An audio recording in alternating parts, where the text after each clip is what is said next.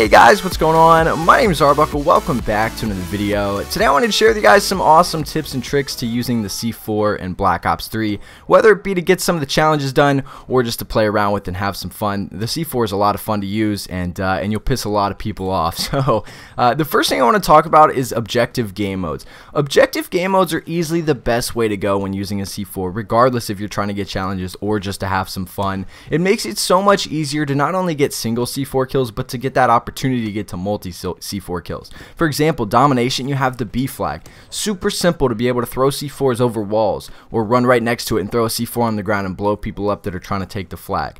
S and D, you have two bombs that people are trying to plant. If you put two C4s on each of the bombs, you have a perfect explosion right there to get a kill, regardless of what bomb they go to. Hardpoint, probably one of the best game modes out of all of them. Everyone's running to the hardpoint. People are literally aimlessly just throwing their bodies on the hardpoint. Makes it for super simple kills with the C4 as long as you play your cards right. But guys, objective game modes are the easiest way to go. It's so much easier than playing something like Free For All or Team Deathmatch, especially with the way the C4 works now. This leads me into my next tip, which is the C4 has to be on the ground. If you guys remember back in some of the older Call of Duties, you could throw a C4, and as soon as you let go, if you double tapped X, you could blow it up instantly. Unfortunately, in Black Ops 3, the C4 does have to make contact with something, so if you throw it, it won't blow up in midair. It has to hit the ground, and then it waits a second, and then you can blow it up. So be smart with how you use your C4s, which leads me into my next thing. Use the movement system to your advantage. Because the C4s are so much more difficult to get kills with now because they have to be on the ground and you have to wait a second until after they make contact to blow up, use the movement system to help stay alive. What I like to do is run on walls and boost jump and boost slide and throw them so that I have that extra couple seconds to stay alive, so that it gives me time to blow up the C4.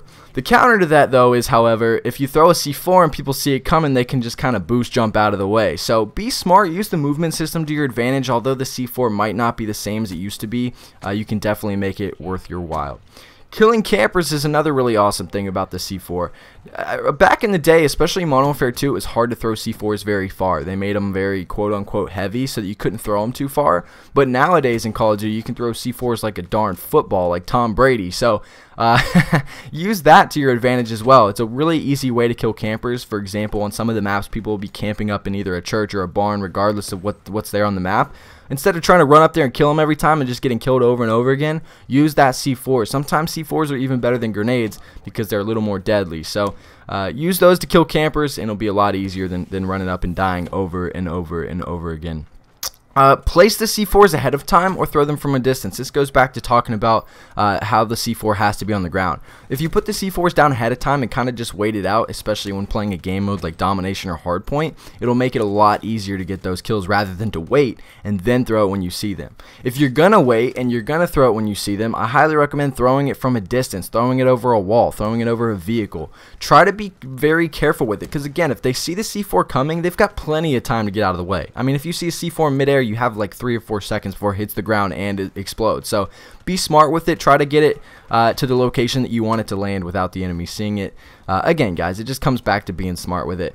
Some things that I recommend running with the class setup are gung-ho. First off, you're able to deploy equipment while sprinting, which is going to give you that extra second to possibly kill someone with the C4. Danger close for sure, which allows you to use two C4s. I always run concussion grenades when trying to get C4 kills because obviously because it takes a little bit longer to get that explosion to go off. Concussion grenades will freeze people in their place and make it a hell of a lot easier to get those kills. And then scavenger for sure, because not only can we run 2 C4s with danger close, but scavenger will allow us to keep getting them over and over again, and we can piss a lot of people off without even having to die. So that's pretty much it, guys. I hope you guys did enjoy this video. Hopefully you guys can use some of these tips to your advantage when trying to get C4 kills. Again, I hope you guys enjoyed the video. Make sure to subscribe if you haven't already, and we'll see you guys in the next video.